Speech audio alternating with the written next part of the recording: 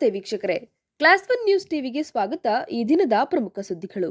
ದೇವನಹಳ್ಳಿ ಪಟ್ಟಣದ ಅಂಬೇಡ್ಕರ್ ಭವನದಲ್ಲಿ ಬೆಂಗಳೂರು ಗ್ರಾಮಾಂತರ ಜಿಲ್ಲೆಯ ತಿಗಳ ವಹಿನಿಕುಲ ಕ್ಷತ್ರಿಯ ಸಮುದಾಯದ ವತಿಯಿಂದ ಚಿಕ್ಕಬಳ್ಳಾಪುರ ಲೋಕಸಭಾ ಕ್ಷೇತ್ರದ ನೂತನ ಸಂಸದ ಡಾಕ್ಟರ್ ಕೆ ಸುಧಾಕರ್ ಅವರಿಗೆ ಅಭಿನಂದನಾ ಸಮಾರಂಭದ ಕಾರ್ಯಕ್ರಮ ನಡೆಯಿತು. ಸಂಸದ ಡಾಕ್ಟರ್ ಕೆ ಸುಧಾಕರ್ ಅವರು ಮಾತನಾಡಿ, ತಿಗಳ ಜನಾಂಗದವರೊಂದಿಗೆ ನಾನಿರ್ತೇನೆ.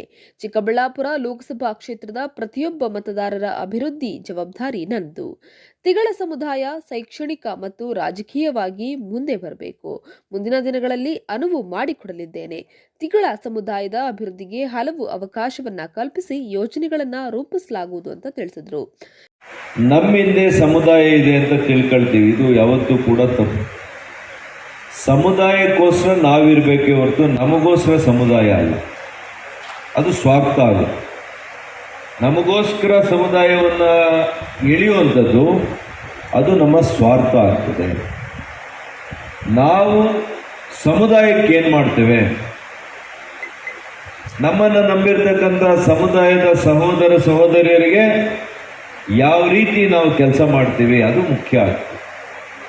ಈ ಸಂದರ್ಭದಲ್ಲಿ ಆದಿಪರಾಶಕ್ತಿ ಮಹಾಸಂಸ್ಥಾನ ಪೀಠದ ಶ್ರೀ ಬಾಲಯೋಗಿ ಸಾಯಿ ಮಂಜುನಾಥ್ ಮಹಾಸ್ವಾಮೀಜಿಗಳು, ದೊಡ್ಡಬಳ್ಳಾಪುರ ಶಾಸಕ ಧೀರಜ್ ಮುನಿರಾಜು, ವಹಿನಿಕುಲ ಕ್ಷತ್ರಿಯ ಸಂಘದ ರಾಜ್ಯಾಧ್ಯಕ್ಷ ಕೃಷ್ಣಮೂರ್ತಿ, ಅಖಿಲ ಭಾರತೀಯ ಕ್ಷತ್ರಿಯ ಮಹಾಸಭಾ ಅಧ್ಯಕ್ಷ ಮತ್ತು ಬಿಜೆಪಿ ಮುಖಂಡ ಎಸ್ಆರ್ಎಸ್ ಅಧ್ಯಕ್ಷ ಡಾಕ್ಟರ್ ವಿ ದೇವರಾಜ್, ಮಾಜಿ ಶಾಸಕರಾದ ಜಿ ಚಂದ್ರಣ್ಣ, ಕರ್ನಾಟಕ ರಾಜ್ಯ ತಿಗಳ ಕ್ಷತ್ರಿಯ ಸಂಘ ಉಪಾಧ್ಯಕ್ಷ ವೈಎನ್ ಶಾಮಣ್ಣ, ಮೌಕ್ತಿಕಾಂಬ ದೇವಸ್ಥಾನ ಅಧ್ಯಕ್ಷ ವಿಜಯ್ ಕುಮಾರ್, ಪುರಸಭಾ ಸದಸ್ಯರುಗಳು, ಇನ್ನು ಇತರರು ಉಪಸ್ಥಿತರಿದ್ದರು.